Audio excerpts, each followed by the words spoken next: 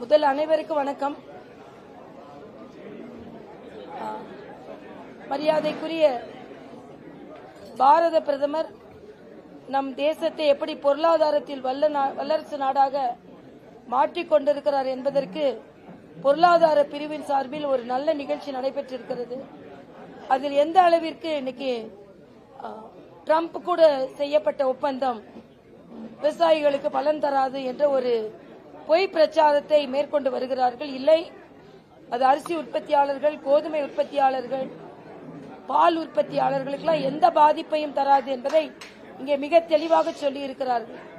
அது மட்டும் இல்ல, ஐரோப்பிய 27 நாடுகள் கூட்டமைப்பு கொண்ட ஐரோப்பிய நாடுகளில் செய்து கொண்ட ஒப்பந்தம் நமது திருப்பூர் ஜவுளி தொழிலுக்கு எவ்வளவு உதவிகரமாக இருக்கும் என்பதையும் இங்கே சொன்னார்கள். ஆக சவாலான சூழ்நிலையில் இந்த பாரத தேசத்தை முன்னெடுத்து சென்று கொண்டிருக்கின்ற பாரத பிரதமரை தமிழ்நாட்டிலிருந்து சென்ற பாராளுமன்ற உறுப்பினர்கள் தாக்க முற்பட்டிருக்கிறார்கள் என்று நினைப்பது நமக்கு வேதனையாக இருக்கிறது. அதனால் தமிழகத்தில் ஒரு அரசியல் மாற்றம் வர வேண்டும். தமிழகம் இன்று எல்லா விதத்திலும் பின்னோக்கி சென்று கொண்டிருக்கிறது. இன்னைக்கு முதலமைச்சர் ஒரு ஆங்கில தொலைக்காட்சிக்கு பேசும் பொழுது, நாங்க மறுபடியும் வருவதில் நான் ரொம்ப கான்பிடென்டா இருக்கேன் அப்படின்னு சொல்றாரு. நீங்க கான்பிடென்டா இருக்கலாம், பீப்புள் கான்பிடென்டா இல்ல. நிச்சயமா ஆட்சி மாற்றம் வரும். எங்களது கூட்டணி பலமான கூட்டணியாக இருக்கிறது. இன்னைக்கு காங்கிரஸ்ல வேறு மாதிரி பேசிக் கொண்டிருக்கிறார்கள். மாணிக் தாக்கூர் சொல்றாரு, 2006 நாங்க கூட்டணி அமைச்சிருக்கணும், எங்களை கூப்பிட்டு இப்ப கூப்பிடல. எப்ப சொல்றாரு? முதலமைச்சர் கூட்டணி ஆட்சியை பற்றி சொன்னதற்கு பின்பு காங்கிரசிடமிருந்து இப்படிப்பட்ட குரல்கள் ஒலிக்கிறது. அதனால அவங்க கூட்டணி நிச்சயமாக பிரிந்த கூட்டணியாக இருக்கும். காங்கிரஸ் இருந்தாலும் இல்லைவிட்டாலும் திமுக கூட்டணி தோல்வி அடையும். இன்றைக்கு தமிழகத்தின் அரசியல் சூழ்நிலை இப்படித்தான் போய்கொண்டிருக்கிறது. இல்ல, இந்த ஆட்சியின் பங்கு தமிழகத்தில் ஒத்து வராது என்பதை, தமிழகத்துக்கு ஒத்து வருமா ஒத்து வராதான்றதுல நான் அந்த கருத்துக்குள்ள போக விரும்பல. ஆனா அவரின் கருத்தை காங்கிரஸ் எப்படி எடுத்துக்கொள்கிறது என்பதுதான். அவர் யாருக்கு இந்த கருத்தை சொல்கிறார்? கூட்டணி ஆட்சி வேண்டும் என்று சொல்லிக் கொண்டிருக்கின்ற காங்கிரசிற்கு பதில் சொல்லி இருக்கிறார். அப்படி என்றால் காங்கிரசின் கருத்தை நான் கொஞ்சம் கூட சட்டை செய்யவில்லை. ஏன் கருத்தை சொல்றேன், ஏற்றுக்கொண்டு வந்தால் வாருங்கள் என்ற மாதிரி அவர் சொல்கிறார். காங்கிரஸை சார்ந்தவர்களும் அவர் சொன்ன பின்பும் இல்ல, நாங்க 2006 கூட்டணி அமைச்சிருப்போம், நாங்க கூட்டணி ஆட்சி தான் அப்படின்னு ஒவ்வொருத்தங்களா சொல்லிக் கொண்டிருக்கிறார்கள்.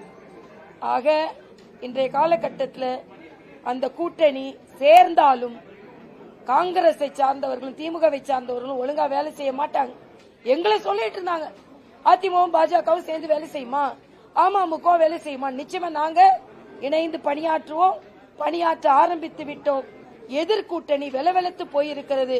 நிச்சயமாக அந்த கூட்டணி தோல்வி அடைய கூட்டணியாக மாறும்.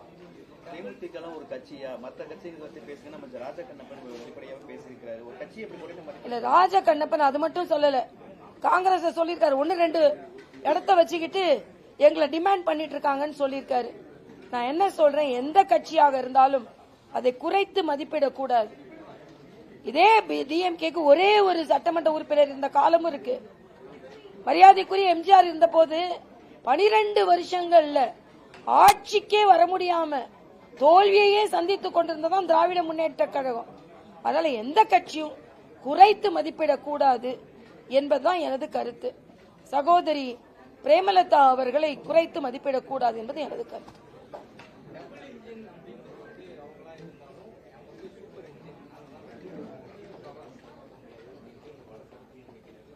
சூப்பர் இன்ஜினை தான் நம்ம பார்த்தோமே. டிஎன்பிசி எக்ஸாம் கூட ஒழுங்கா நடத்த முடியாத சூப்பர் இன்ஜின்.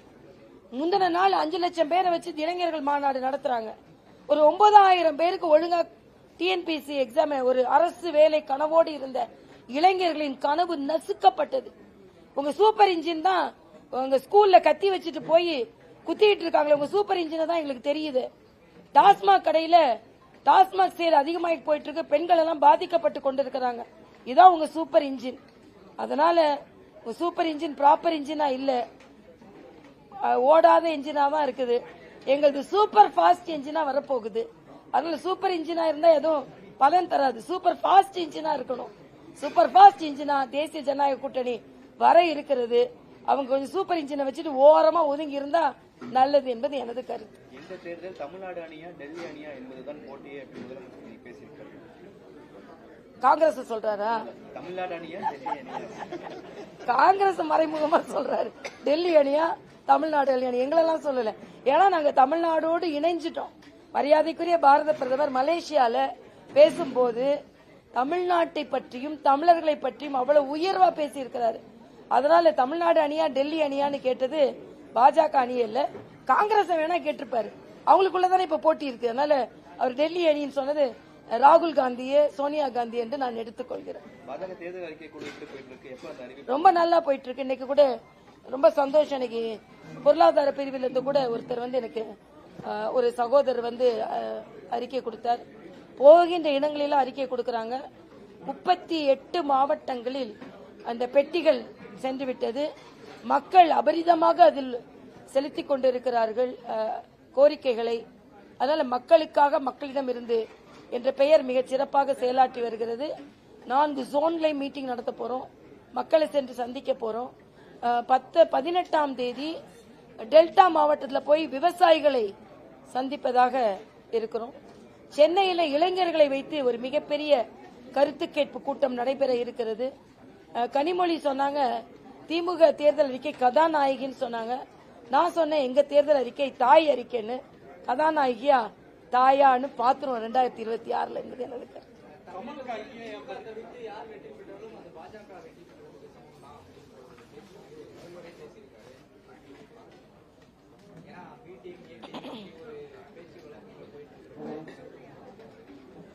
பாஜக கூட்டணி வெற்றி பெற போகிறது. அதனால முதலமைச்சர் இன்னைக்கு அந்த ஆங்கில உரையாற்றல தடுமாற்றம் தெரிஞ்சது. அவரே கான்பிடென்டா இல்ல, கான்பிடென்டா இருக்கும் சொல்லிட்டு கான்பிடென்ட் இல்லாம தான் பேசுறாரு. அதனால இன்றைய காலகட்டத்தில் அண்ணன் எடப்பாடியாரா இருக்கட்டும், மரியாதைக்குரிய நயினார் அவர்களா இருக்கட்டும், எங்கள் அண்ணன் வாசனாக இருக்கட்டும், தினகரன் அவர்களாக இருக்கட்டும், ஐஜேகே தலைவராக இருக்கட்டும், நாங்க எல்லாருமே தீவிரமாக இணைந்து பணியாற்றி கொண்டிருக்கிறோம். தேசிய ஜனநாயக கூட்டணி நிச்சயமாக வெற்றி பெறும்.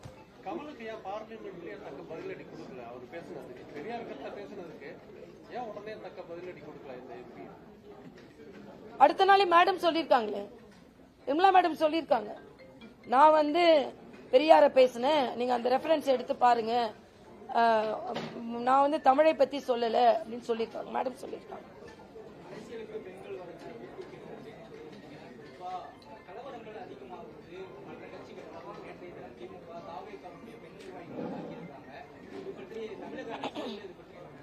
நேற்று அதனால்தான் எங்க மகளிர் அணி தமிழகம் முழுவதும் ஆர்ப்பாட்டம் நடத்தினாங்க. அந்த ஆர்ப்பாட்டத்தில் தமிழகத்தில் யாரும் பாதுகாப்பாக இல்லை என்பதை சொல்லி இருக்கிறார்கள். அதனால அது மட்டும் இல்ல, ஒருத்தர் வந்து விசில் அடிச்சுட்டு 5 ரூபா விசில் அடிச்சுட்டு குப்பை கலெக்ட் பண்ண போனாரு. திமுக காரங்க ஓடி போய், நாங்க விசில் எல்லாம் பார்த்து பயப்படுறது இல்ல, நாங்க தைரியமா இருக்கோம். ஆனா அந்த அம்மா விசில் அடிச்சுட்டு போய் குப்பை கலெக்ட் பண்ணிட்டு இருக்காங்க. உடனே அந்த விசில புடுங்கி குப்பைக்குள்ள போட்டுட்டு, என்ன குப்பை கலெக்ட் பண்றதுலாம் விசில் அடிச்சுட்டு வரக்கூடாது, மைக்கு தரேன் அப்படின்னு இருக்காரு. உடனே அந்த அம்மா கேட்டாங்களா, இப்ப கண்டக்டருக்கு என்ன கொடுக்க போறீங்க அப்படின்னு கேட்டாங்க. அதனால விசில பார்த்து கூட பயப்படுற நிலவில திமுக இருக்குது. அதனால திமுக பத்தி இப்ப சொல்றதுக்கு, ஏன்னா எல்லாரையும் பார்த்து பயப்படுறாங்க, அதனால எல்லாரையும் தாக்குறாங்க, அவ்வளவுதான். நாங்க தைரியமா இருக்கோம். விசில் சத்தத்துக்கு கூட பயப்படுறவர்களாக திமுக மாறி இருக்கிறது என்பதுதான் உண்மை.